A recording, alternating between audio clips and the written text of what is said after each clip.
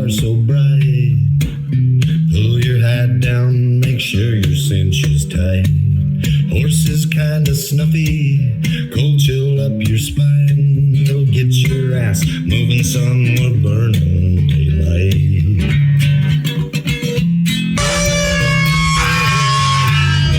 Howdy there, I'm Matt McKinley and we're burning daylight. In the saddle till the job's done right. Welcome to Burnin' Daylight, the only podcast for the working cowboy.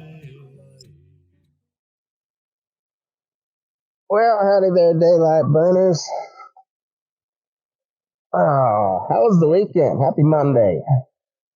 Hope everything treated you well.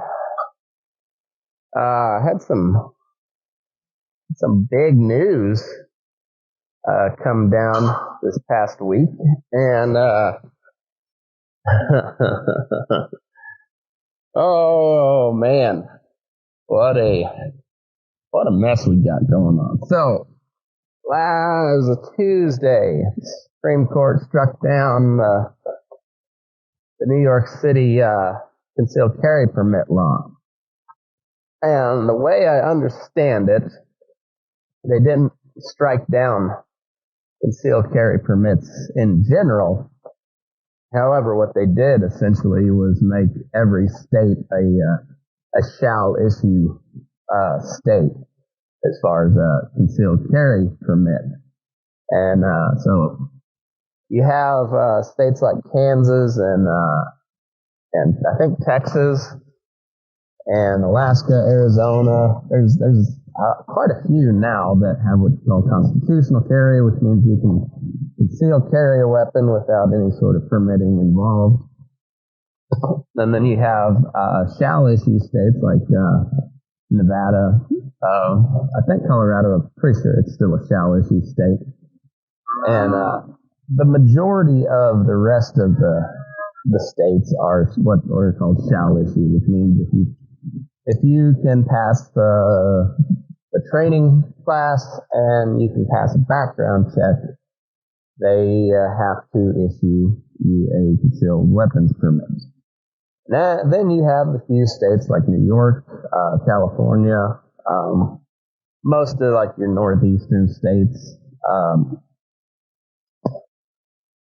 where they are may issue states, which means you have to meet their standards of requirements. So like when you and New York in particular, the meat of it was that they had to show a cause beyond just general self-defense. Like they couldn't use self-defense as a just cause to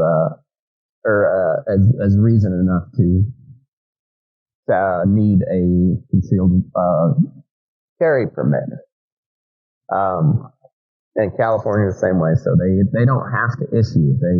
You have to prove that you need it.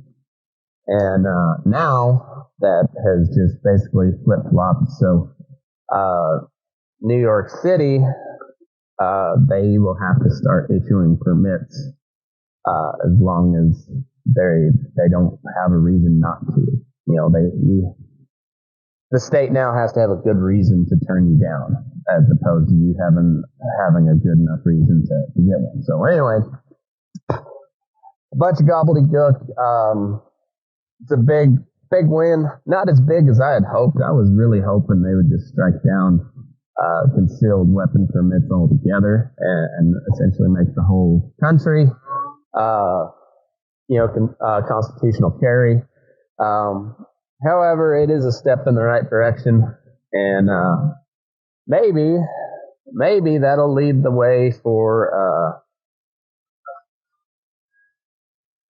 another challenge to even go ahead and lift those requirements for a permit, where like I said, constitutional carry nationwide is what I would hope for, and so now you don't have to worry quite as much about about that, but there's still state-by-state gun laws, as it should be. If there's going to be gun laws, they should be at the state level, not the federal level. Now, I don't think there should be any gun laws in general, but I'll take what I can get, so that's a big win. The other kind of, it's funny, the groundbreaking decision, Roe v. Wade, the case in the 70s that enshrined the right to have an abortion in law, they say it in the Constitution, but it's still, no, the Constitution was never amended to include that. So anyway, it overturned the ruling, which even Ruth Bader Ginsburg, who was a very left-wing type of justice, who, she died right before the election. That was a big stir. That's how Amy Coney Barrett got her seat. And say what you will about Trump.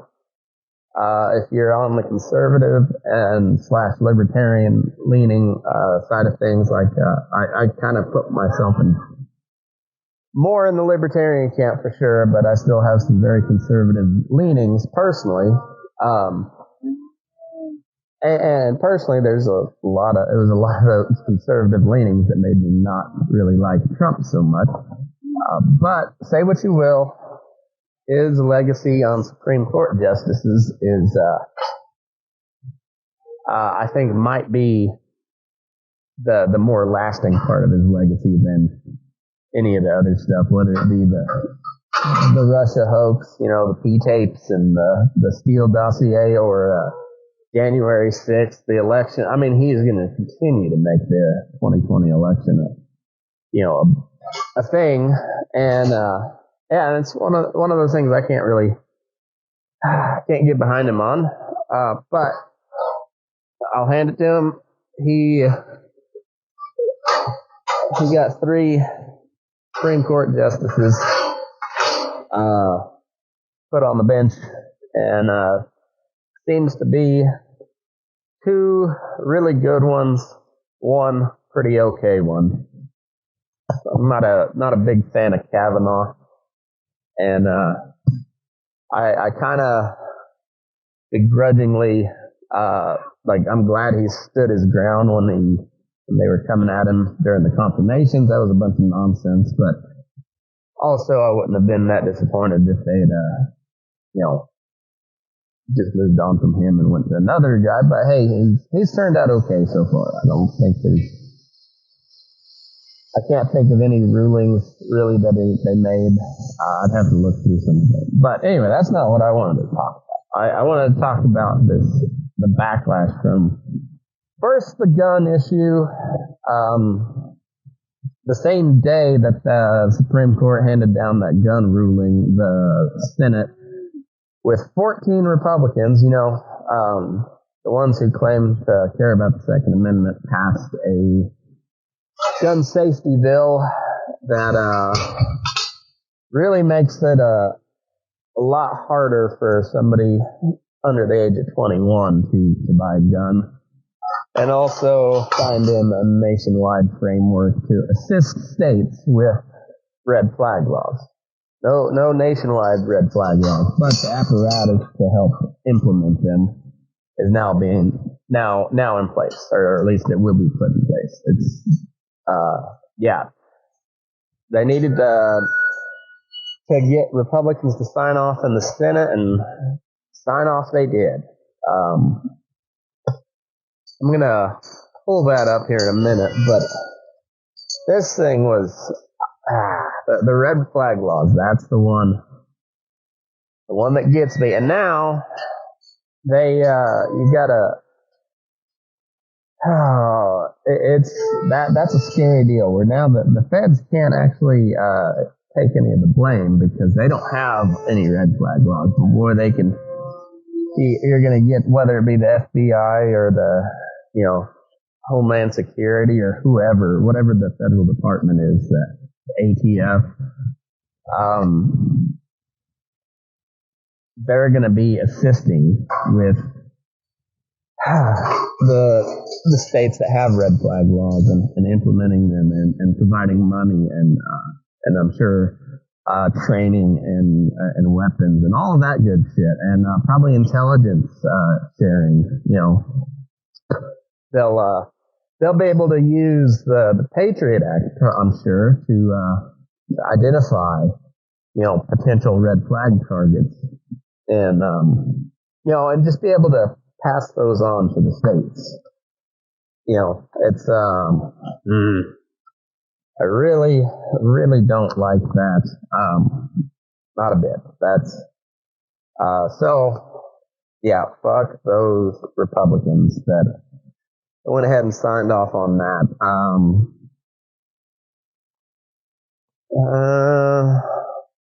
Let me see. I'm trying to find that list, but I know John Cornyn.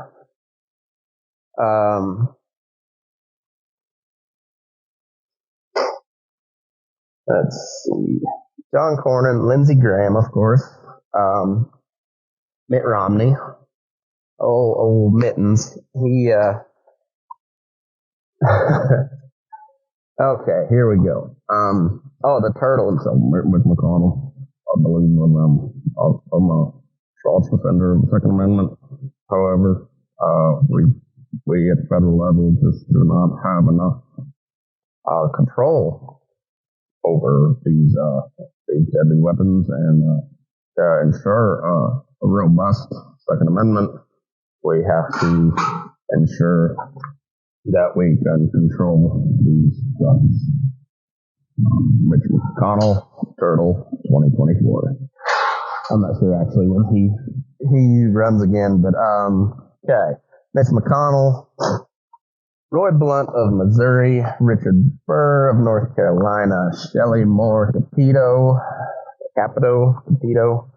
West Virginia. That one's kind of surprising. West Virginia is a very pro-gun state. Should probably be in, I think I heard on Tim Pool, she's not up for election until 26, but that'll come back to haunt her. Bill Cassidy of Louisiana, Susan Collins of Maine. That's not a real big surprise. John Cornyn of Texas. He's a giant turd. Joni Ernst of Iowa. That one kind of surprised me. I thought she was better than that. I didn't think she was particularly great, but yeah, fuck her. Lindsey Graham, fuck him and his Filipino pool boy. Lisa Murkowski of Alaska. That's another one that wasn't real surprising, but fuck her too. Rob Portman of Ohio. He's a turd. Fuck him. Mitt Romney, Utah. It's funny. When's the last time Mitt Romney stepped foot in Utah, actually? Tom Tillis of North Carolina. He's a turd. Pat Toomey of Pennsylvania. He's retiring, and he's a turd. He's been signed on the gun control bills in the past that didn't go through. And then Todd Young of Indiana. He's got an A+ rating from the NRA. Oh, and by the way, fuck the NRA too. So anyway, we got a really good ruling from the court on guns. Not a perfect, but pretty dang good. The Senate had to go and throw one more wrench into it. So I hope this gets challenged immediately and gets struck down almost as quickly. We'll see how that goes. And then you got the Roe v. Wade. So essentially with this ruling, the law that was challenged was a Mississippi law which banned abortions after 15 weeks of gestation, I think. And so the Supreme Court upheld that ruling, essentially undoing the Roe v. Wade ruling and kicking the abortion issue back to the individual states where if it belongs anywhere, that's where it truly belongs, is at a lower level. Frankly, I don't think it should be a legal issue whatsoever. I think there's some very, very solid, profound, and just excellent points to be made on both sides of this issue. I'm not trying to be a squishy moderate. In my personal life, I think abortion is just that, it's killing the baby. However, I also can see on the prohibition side of things, prohibition doesn't work. So I think rather than making it illegal and bringing, jail time, fines, all that, the whole legal apparatus that goes with outlawing something, I think that's a highly inappropriate use of the legal system for something like this, where it's very strong issues or feelings on both sides, very good points on both sides, and it all does kind of come down to the woman. And I think it's horrible that when or if they should make that choice to end a pregnancy, I think that's awful. I think more than anything, it speaks more to us men about not taking care of our babies. That's the part that I think is the most worrisome for a lot of women. It's like, are they going to have to do it alone? And that says a lot about us dudes. And so, yeah, big win for the condom industry, I'm sure. Big win for, initially anyways, for birth control. Clarence Thomas hinted at taking a look into it's like Obergefell, I think is the gay rights or the gay marriage one, which also is, while I tend to agree with the ruling, I don't agree with the outcome. Like when the Supreme Court, when they struck down this law, banning gay marriage, they effectively overturned it all for the nationwide, which I'm not even in a sense opposed to that, but it was a 5-4 ruling, and they essentially overrode state rights, and they didn't even use like the equal protection under the law clause, the 14th Amendment, and which you would think would make the most sense, but they did not, and I don't know. It's kind of a muddy ruling. It's not a real sound ruling, I don't think. So that means maybe they strike down the gay marriage. I don't know how that's going to work. However, I do know the freak out on Twitter has been nothing short of magnificent. Like, it has been a good one. I've thoroughly enjoyed the Twitter freak out. Like it's been one for the ages. And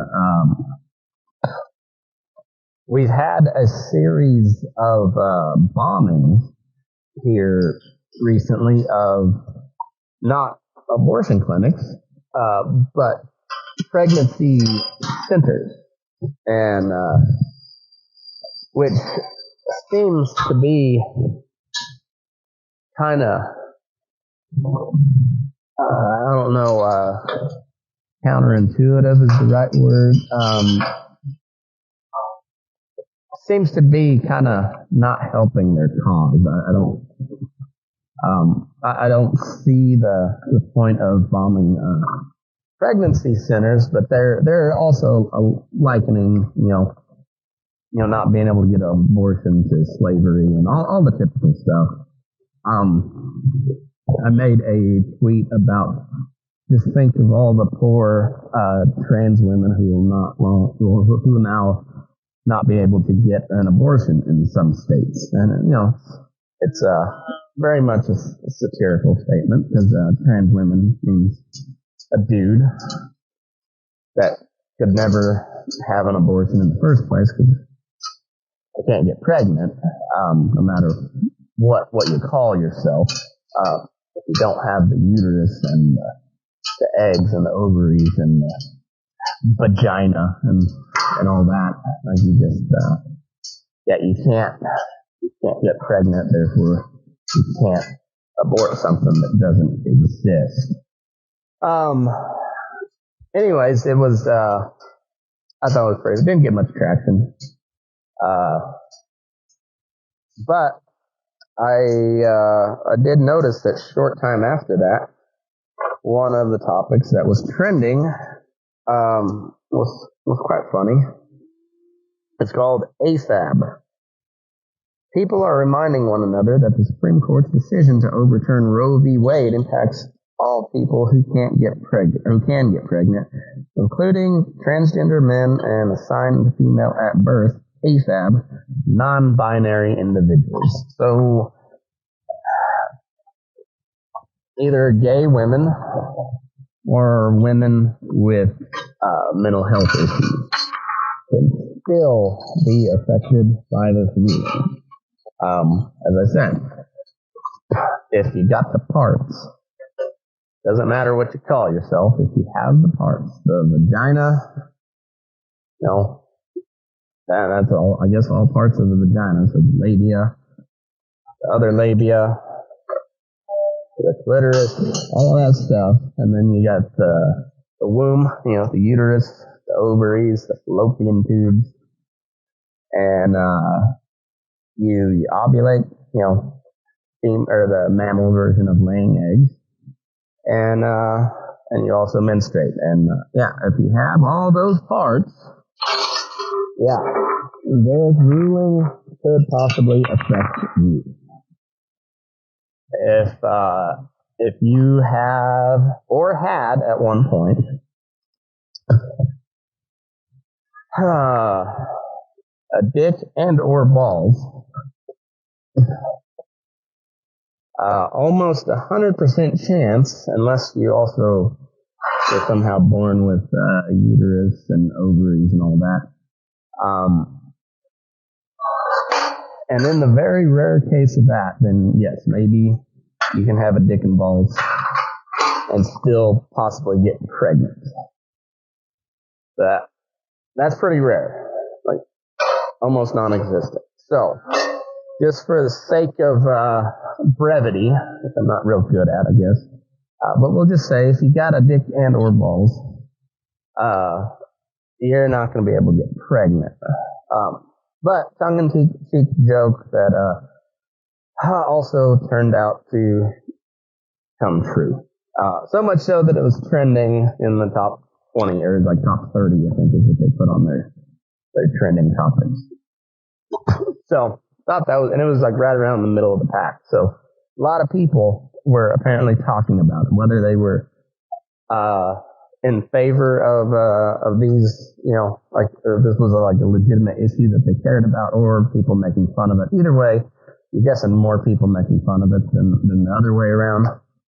However, still trending. So I guess that makes me a trendsetter.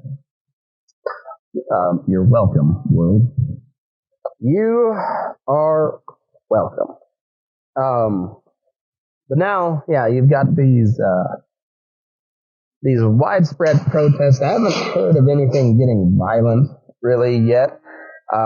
We had some like truly awful imagery out in front of Amy Coney Barrett's house right before the ruling was handed down, and so there's a bunch of these women with signs, and they're wearing white pants with blood smeared between their legs, and they're holding like little fake babies, little baby dolls, and they're like chanting and holding signs out in front. I mean, it's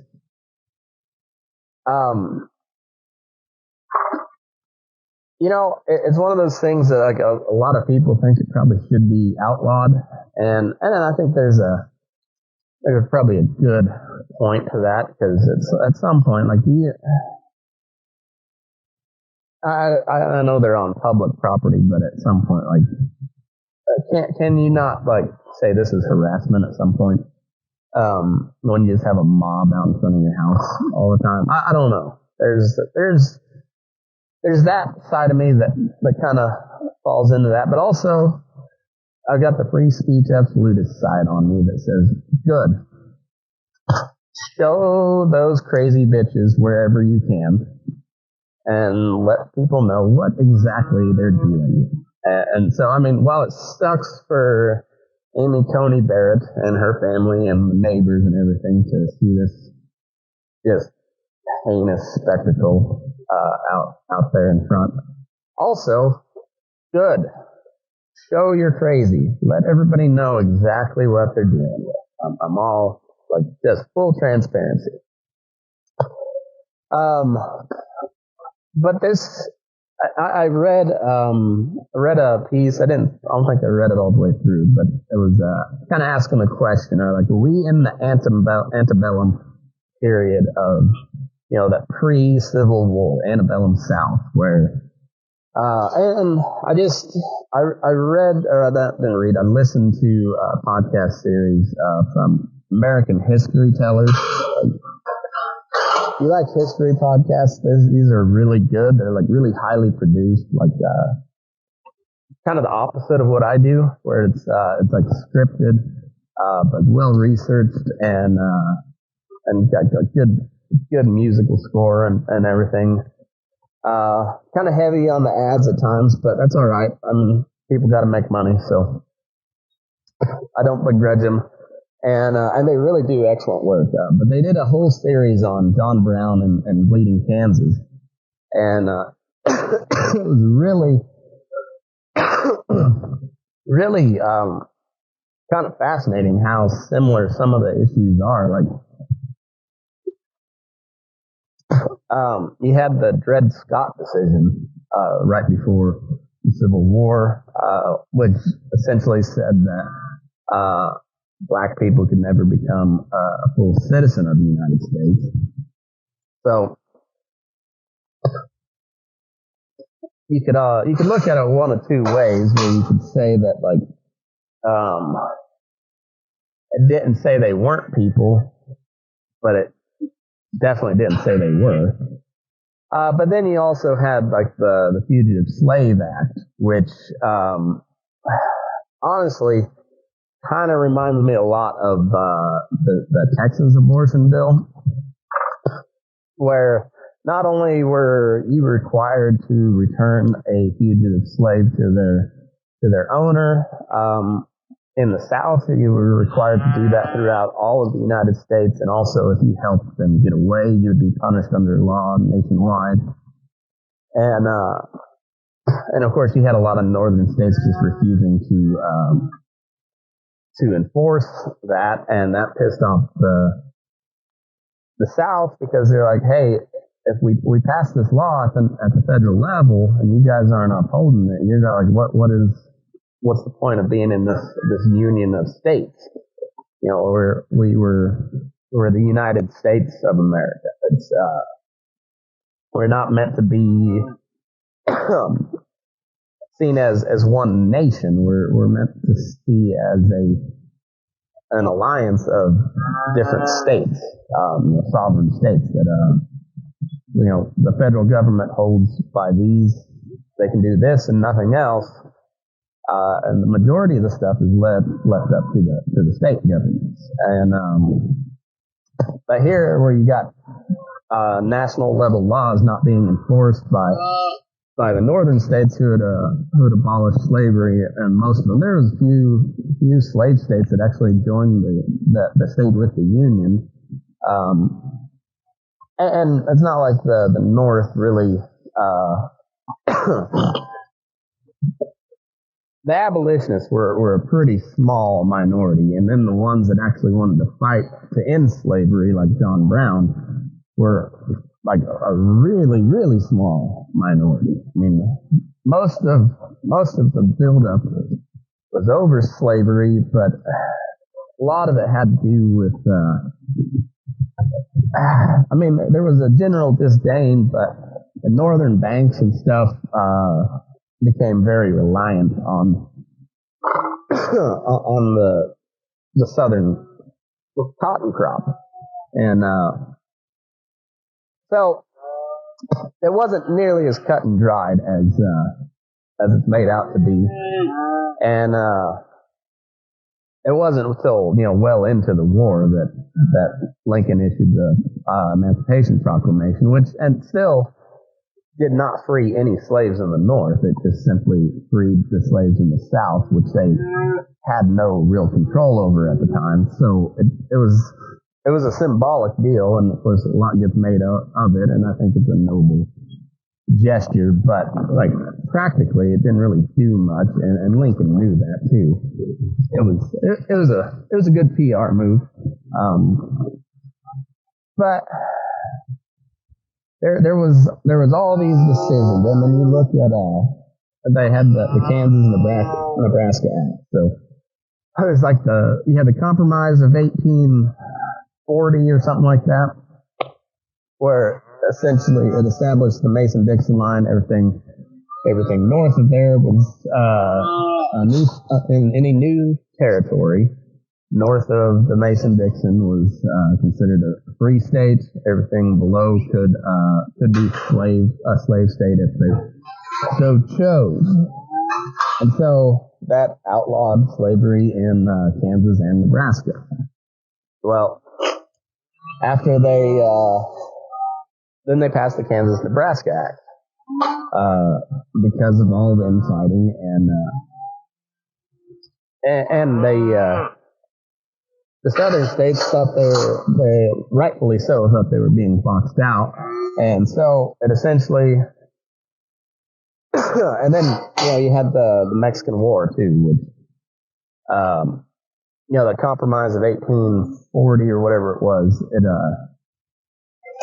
it was relevant for all the new territory that was included in the Louisiana Purchase. But then we went to war with Mexico, won, got a whole bunch of land back, and not back, but new land. And because of that, we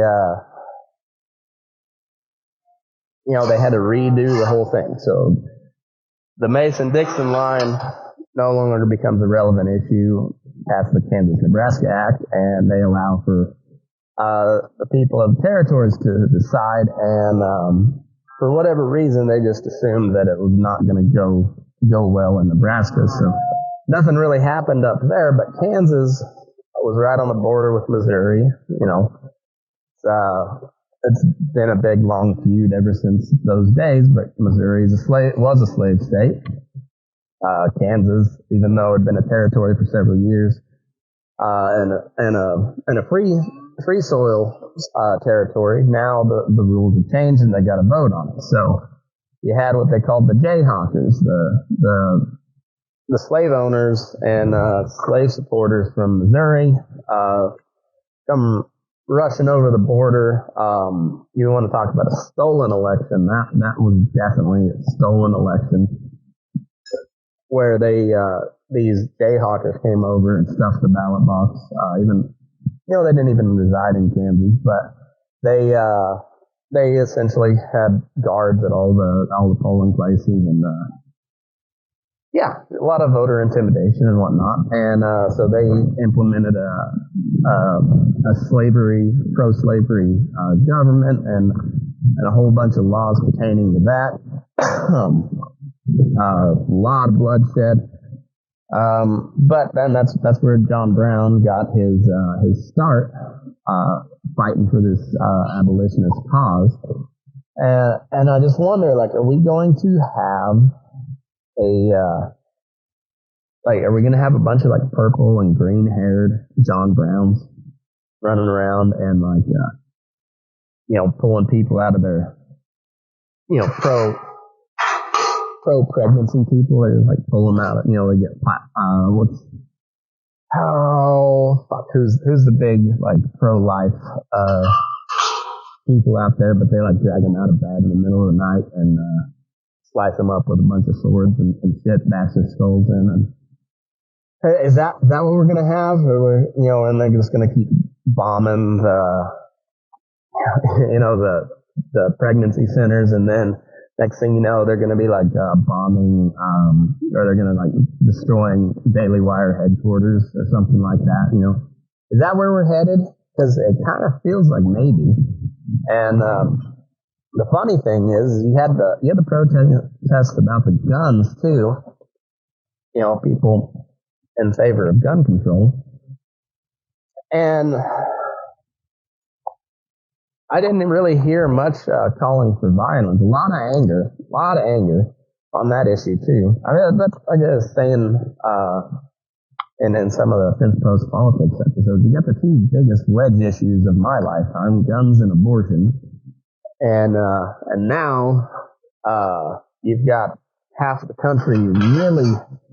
It seems like if you listen to Twitter and your corporate media, they'll tell you that it's just half the country is overjoyed and half the country is just ready to revolt. And I don't think it's half. I think there's, especially on the abortion side, I think there's a lot more concerted movement. And being how it's going to be a state-by-state issue, much less so than the gun issue,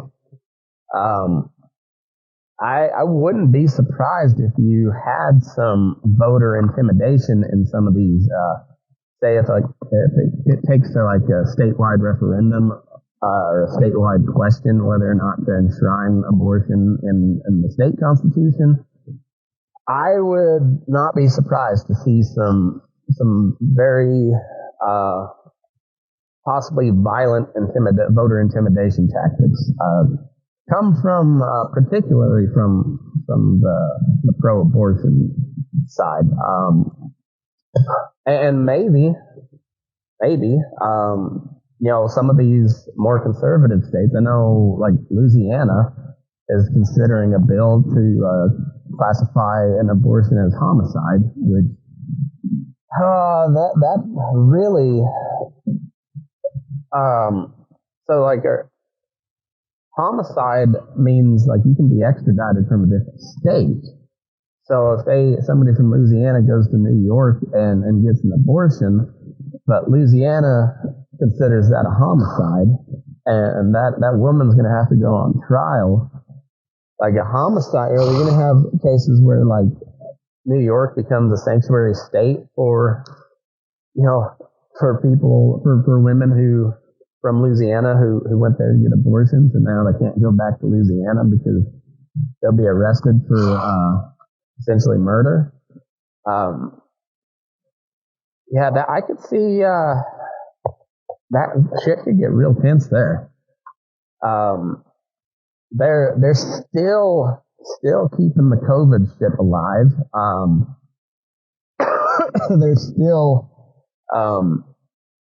They're still challenging the mask mandate. Like that'll eventually, go before the Supreme Court, and then like I just wonder how many. Like it seems to be there's a lot of push towards nullification all the way around, and I think overall that's a good thing. And I think probably is going to be somewhat of a abortion tourism industry to I wouldn't be surprised if Nevada became one of those places. I think it's protected in the state constitution here. So, but then I just wonder, like, when it comes, like, to women running afoul of the laws in their own state, what's the extradition stuff going to look like, and like how far are these conservative states willing to push the issue too? Because it seems like you can just outright ban it or whatever, like put your restrictions on it and kind of just leave it at that. But if they're gonna start assigning penalties, and then like in Texas where the woman doesn't get in trouble, but the doctor and anybody who assisted her, are they going to be, and they get rewarded essentially, $10,000 reward to sue these people. So are you going to see high profile cases where the residents in Texas are suing the major airlines because they assisted in helping a woman get an abortion, in New York or Nevada or California or wherever? I think we could see some of this. And I don't wish for violence on any level, but I see some sort of kind of, either whether it be balkanization or outright civil war, I see it as almost inevitable at this point. And while I really love the ruling on Roe versus Wade, I wish it was a ruling on a separate topic that also pertained to state rights. Just because abortion is such a hotly debated issue. But that being said, I really appreciate the ruling, because it's a clear strike against the federal government and a huge propping up of the 10th Amendment, which says anything not mentioned in here in the Constitution of itself, anything not mentioned here becomes an issue delegated to the states or to the people themselves. And that is a constitutional amendment that has been overlooked and trampled on since the Civil War, and probably even before that. So I think that's a huge, I guess you could call it a right turn, and as far as how the Supreme Court rulings may go from here on out, because if they're willing to take on the two biggest wedge issues and rule on in a constitutional, originalist kind of sense, I wonder what else they're going to take up. Clarence Thomas already hinted at the gay marriage issue, and that's another one where I think everybody should be able to marry whoever the hell they want. I think that should be an issue between you, your spouse, and God, and not a church, and not the government by any means. But that's my personal feelings. But I understand that there's some, particularly in the Bible Belt, Oklahoma, Texas, Arkansas, down through the South, people that really have a strong moral issue with gay marriage, and there's a lot more people, I think, that see that as an old way of thinking. Also, view it as bigoted. I don't view it as bigoted. I view it as just another case of people putting their nose where it don't belong. It's none of your goddamn business, and if it doesn't directly affect you, leave it be. And I think a lot of people kind of feel that way too. But I think if the people in the state don't want it, and enough of people, if they pass the law, or whether it be through referendum or through the legislation, that's their state. If you don't like it, you can help move to change the law, or you can move to a different state, which sounds drastic, but it's an option. It's always been an option. That's one of the very nice things about here in the U.S. If you don't like how shit's going in California, you can move to another beautiful state and ruin the fuck out of that one too. And nobody's gonna stop. I guess they kind of did in the 30s. They had patrols set up at the California state line to stop Okies from coming in during the Dust Bowl, but I can't think of many other. There's always been some sort of patrols, particularly like when they were settling the West. I'm sure there was a lot of like cross-county, cross-state line skirmishes and whatnot. But it makes you wonder, like, are they just gonna like set up a checkpoint at all the major highways on the west edge of Texas and start turning back anybody with California plates? Or are they gonna like? Are we gonna set up patrols on the California line here in Nevada and just start turning people back? I wonder.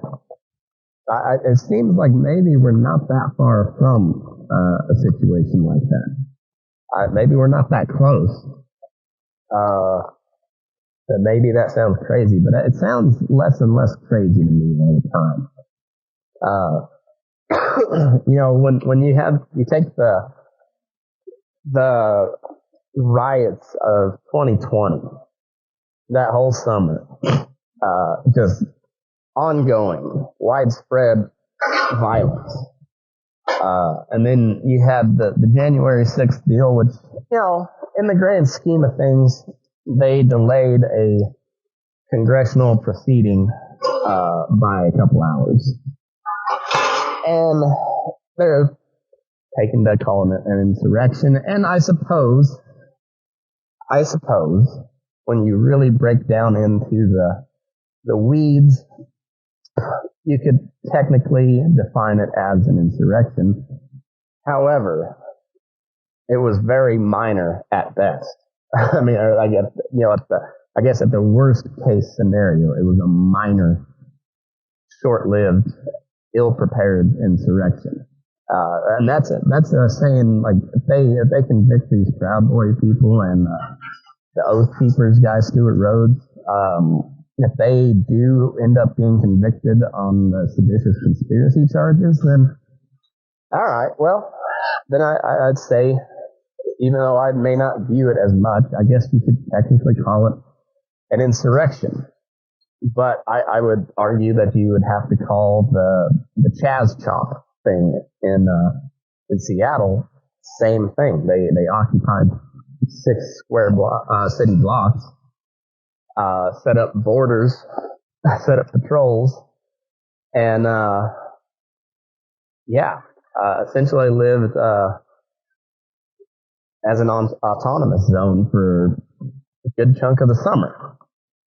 And there was nothing done about that. I'm seeing very few convictions. I don't know if any convictions or even charges come out of that. Where the Capitol Hill thing, there are over 800 people that they've charged so far, and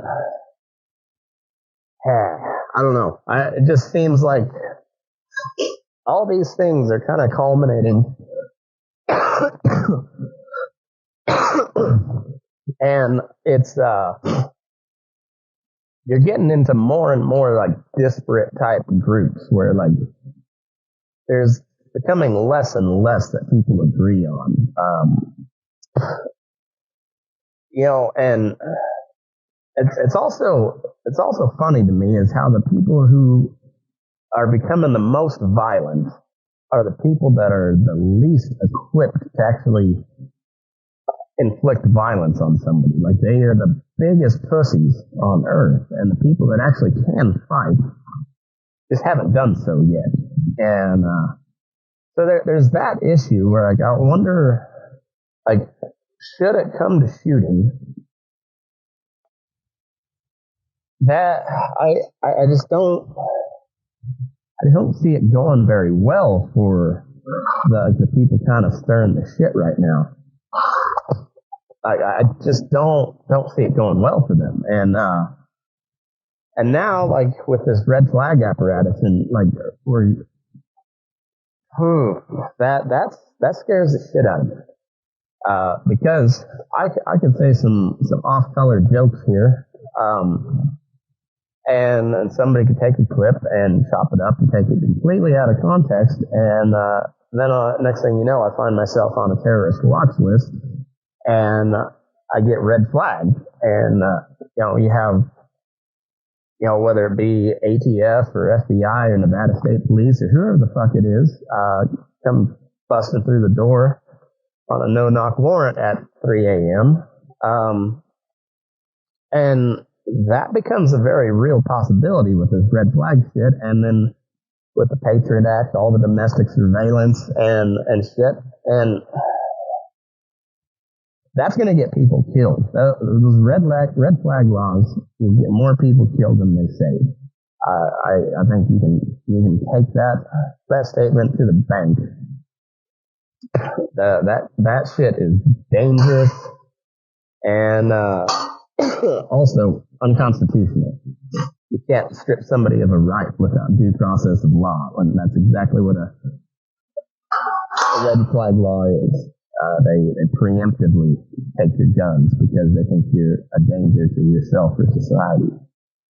And then it's up to you to prove your innocence, which is not how our justice system is set up. That goes against the very spirit of what we consider to be justice here. You are innocent until you are proven guilty beyond a reasonable doubt, and convicted of that by a jury of your peers.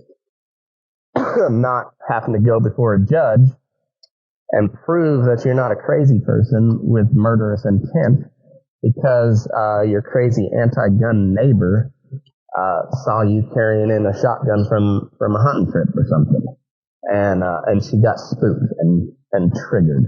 Just the fact that you say triggers her. And that's the type of shit that can happen with those things, and that's dangerous. And we've all seen time and time and time again, the cops will let you down.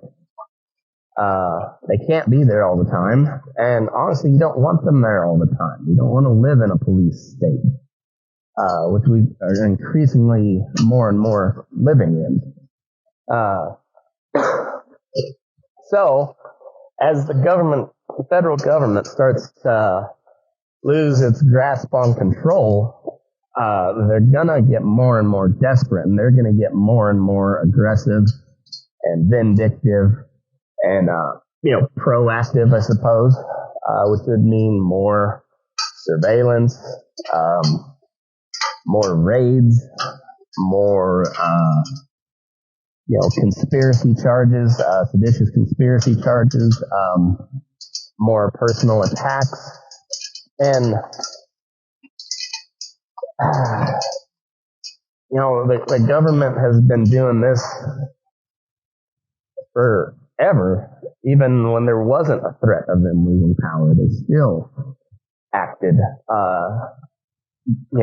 aggressively and brutally to maintain their power. So when they're actually in danger of losing power, like, look out. A dog is the most dangerous when you corner him. Same way with like an old mama cow. First class Harper.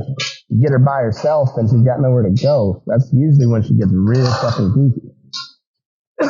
And I think that's what the federal government's going to be doing as well, and that's not a good thing. But we can use it. We can use it against the government. Like the more and more violent they get, the more and more unreasonably they act, the more and more they try to make you disbelieve what you see with your own eyes, hear with your own ears. The more and more that happens, the more and more people will see these clowns for what they are. And I really hope this thing resolves peacefully, but I think that's unlikely. Even when you look at how when the Soviet Union broke apart, it did so relatively peacefully. That doesn't mean it was completely peacefully. Look at Yugoslavia, Bosnia, those Balkan states are still at war. And that's the bad thing is it was kind of the argument of Lincoln and the Republicans and the Unionists back in the Civil War days. It's just like maybe this federal government isn't the best thing, but it's kind of the evil we know, and we know how to control it. But like if this breaks apart, things could go really bad. And I think that's a very true statement. You can look at anywhere where we've invaded in the last 100 years. We'll say last 80 years since World War II. And you look at all these wars that we've been involved in: Korea, Vietnam, all the shit in the Middle East, all the shit in South America and Africa. Every time we go in and we overthrow the leader of that country, even if they are a brutal piece of shit dictator, as soon as we overthrow them, there's a power vacuum. And who fills that? Usually the most brutal of the warlords, whether they're sometimes, in the Middle East, a lot of times it's usually the majority ethnic group and or religious group. So Iraq, perfect example. It's a super majority Shia Muslim country being ruled by a just brutal dictator in Saddam Hussein, who happened to be a moderate Sunni as far as religion goes. There was nothing moderate about his ruling, but as far as the religion goes, he was a Sunni, which is what Al Qaeda and them were, but he was definitely not a Bin Laden type Sunni. He ruled with an iron fist and was able to keep the super majority Shia population relatively under control. And when we overthrew him, immediately we had a scramble for power, and who ended up winning?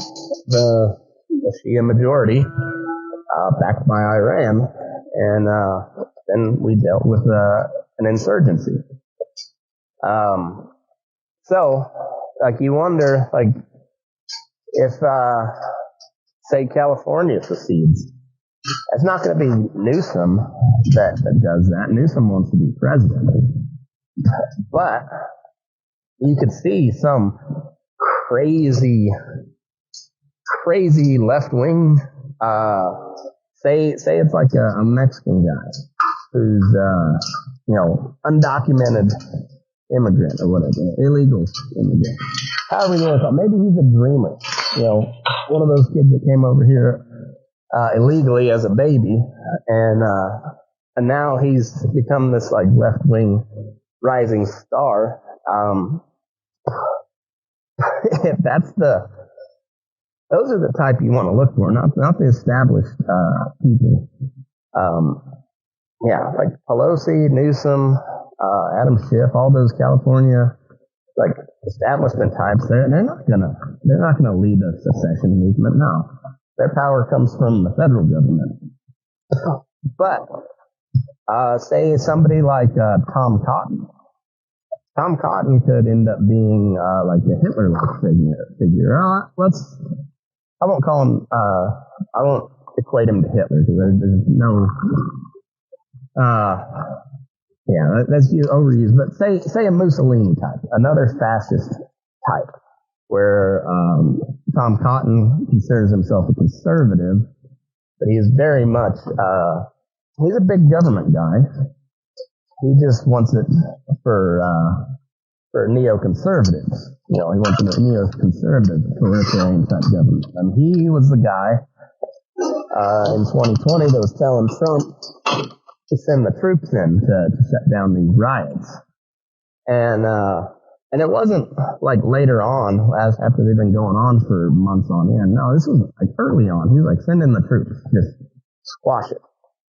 And that guy is exploring a run for president, and supposedly he's got a presentation that he's been showing these big money donors as to why and how other candidates have lost in the past. So you get somebody like that, and somebody who's not, if Tom Cotton was in charge, if he was president during summer of 2020, how much worse would it have been had he sent in the military to put down these things? Like, had he invoked the Insurrection Act, which, by the way, was not done, could have been done.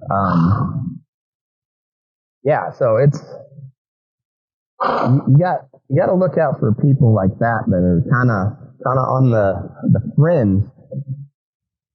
But if shit gets bad this summer and continues to get worse in the final 2 years of this Biden presidency, because let's face it, I don't think he's running again. And if he does, the only way I see him winning is if Trump runs against him. And so just let's say that there becomes more and more of these widespread protests, and then they devolve into mobs and riots and looting, and it becomes just another mirror image of 2020. But they say they become even more widespread because it's not about BLM anymore. It's about women's rights. And all of a sudden, again, we care about women. We couldn't define them just a few short weeks ago. Still have a hard time defining them. But we really care now. Really care. After we tried to erase women for the past, 15 years. And, we took over their sports and their contests. I mean, Bruce Jenner became Caitlyn Jenner and won, Woman of the Year shortly after, within a year. He didn't even have to be a woman a full year. And, but now, step aside, Bruce, Caitlyn, whoever you are. We care about the real women this time. That's who we care about. So let's say these protests get more and more widespread. Antifa gets more and more ambitious and emboldened. And then, what led to the rise of the Proud Boys was Antifa. Like, the Proud Boys started out as like this gay little like fraternity. And the name in and of itself is making fun of a guy for not being masculine enough. And then next thing you know, they're like rolling up to these protests and getting in fights with Antifa and shit. And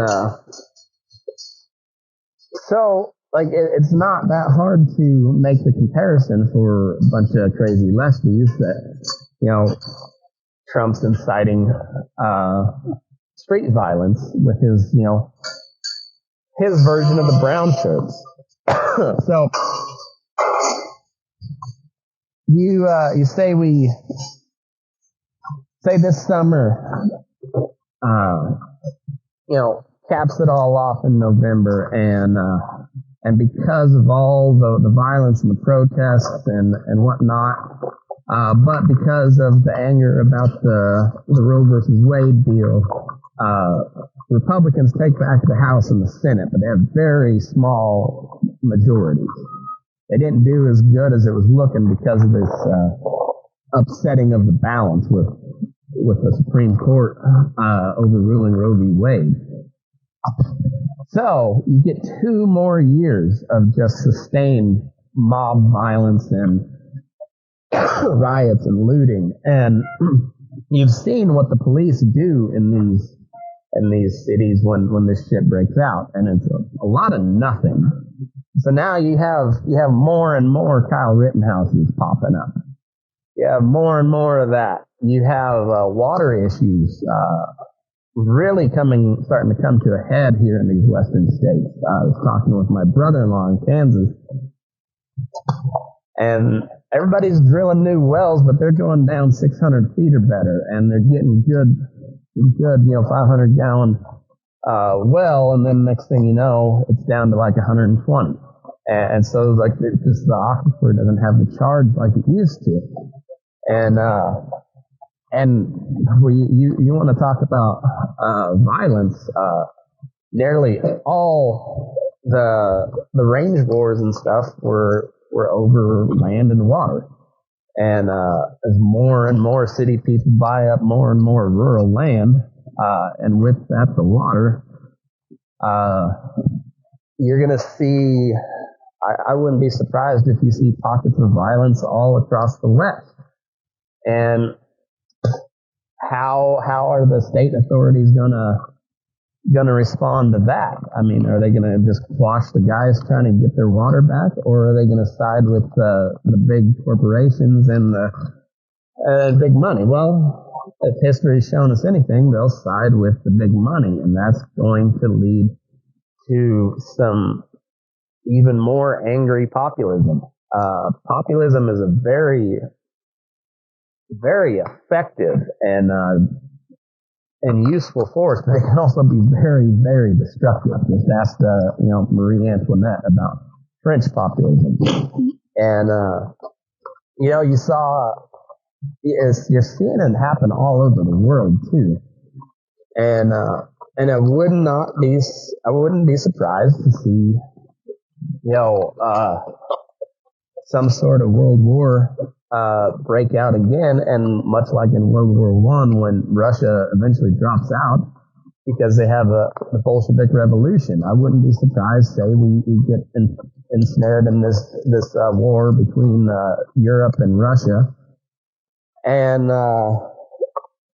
as we're fighting over there, all of a sudden shit pops off over here, and then what happens? How do we withdraw troops from a world war when we're in the middle of a civil war? Russia could just, the Russian troops just left. They just kind of went home, or they turned inward. But they were also fighting relatively close to home, where we've got an ocean that we got to cross either way. So what happens if we get embroiled in an overseas conflict, and then shit pops off here at home? Like, what happens to those soldiers over there? Who do they fight for?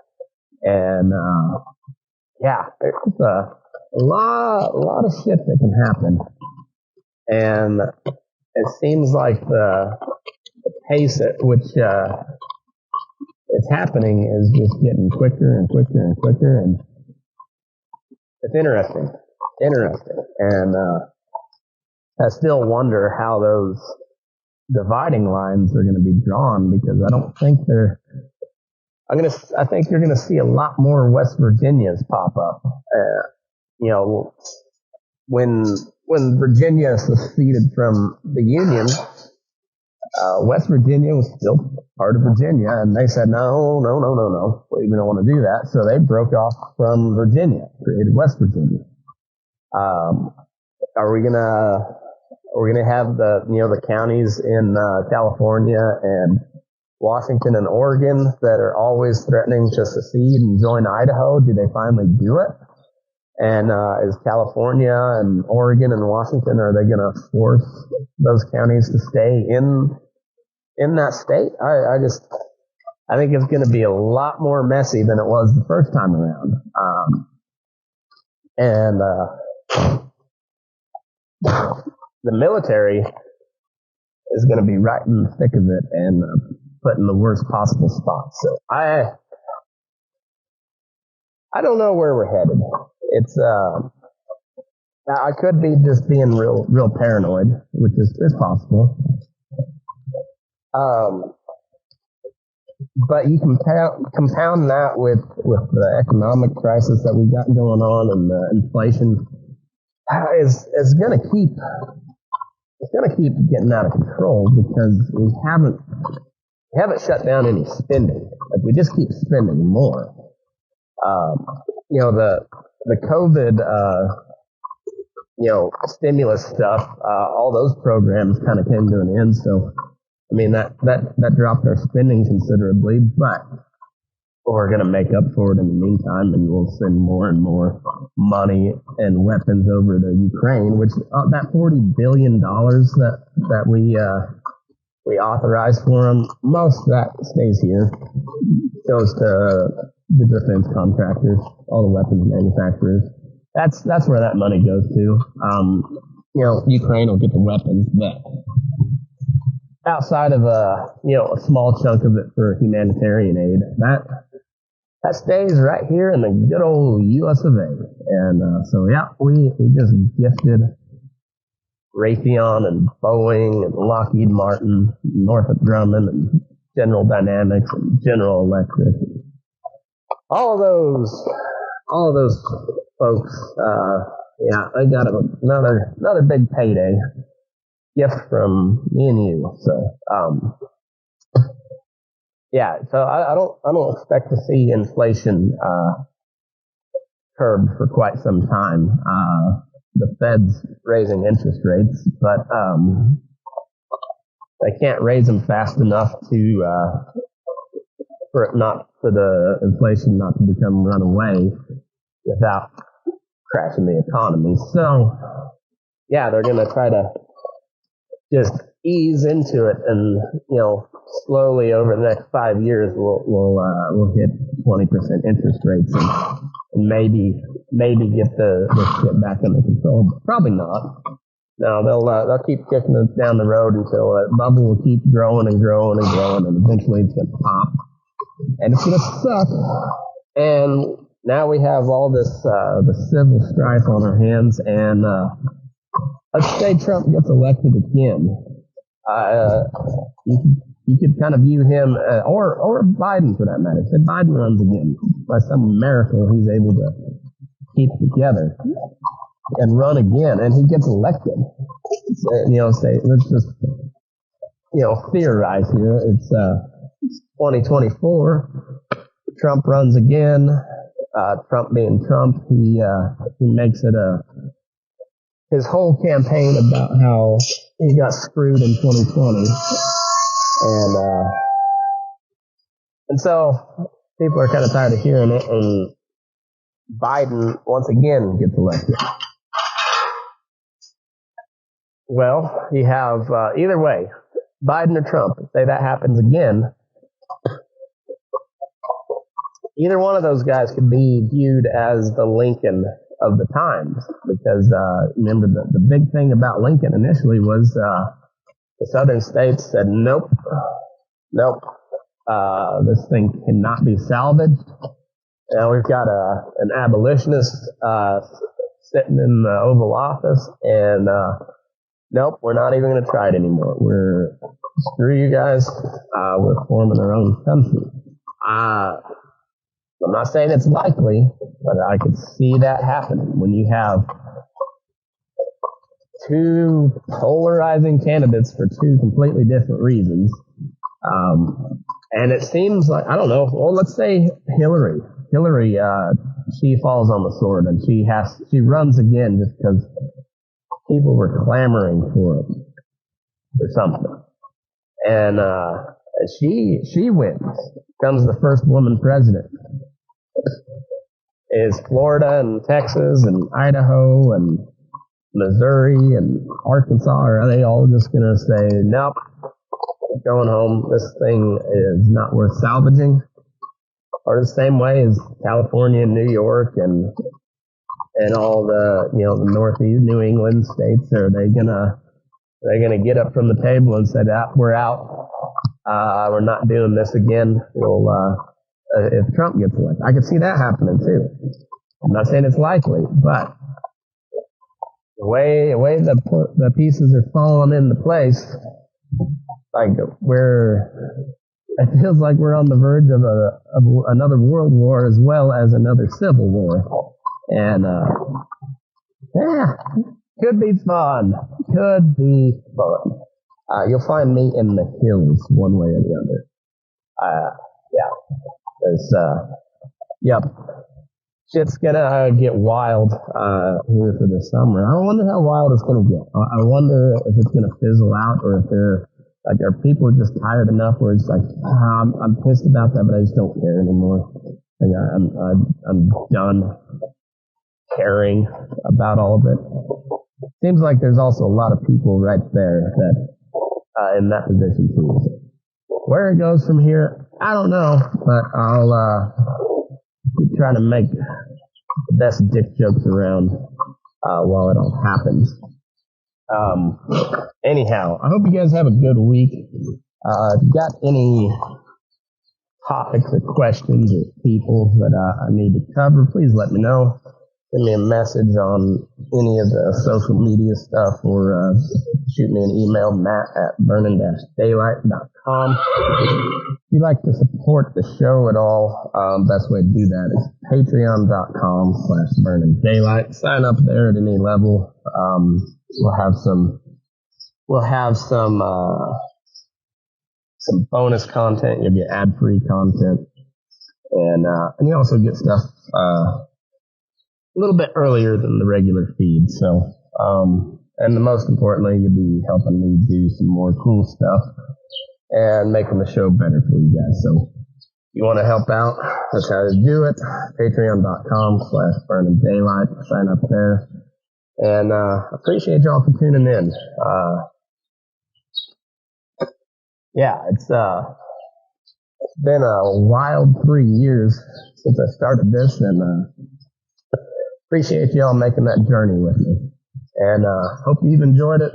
And if you didn't, well, try harder, maybe. Maybe not, who knows. But hope you have a good week. Take care of yourself out there, and get your abortions now before you can, or something. Or don't, if you don't want to. Or if you're a dude, or formerly a dude, just know, this doesn't affect you anyways. Can't get pregnant. So, anyhow, on that note, move your ass. We're burning daylight.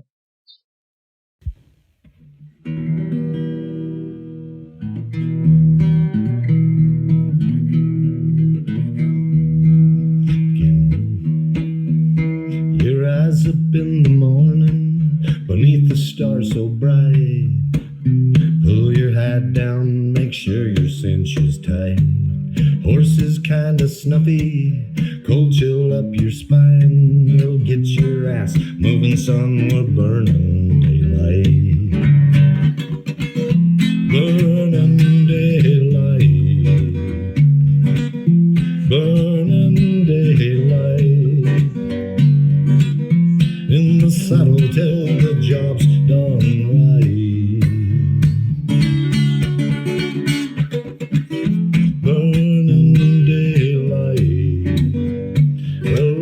Just together, and you won't catch 'em all. But when you ride through the gate, make sure you sit up tall. I can see the horizon, it's looking pretty bright. Well, get your ass moving, son, we're burning daylight. Burning daylight. Burning daylight. In the saddle till the job's done right.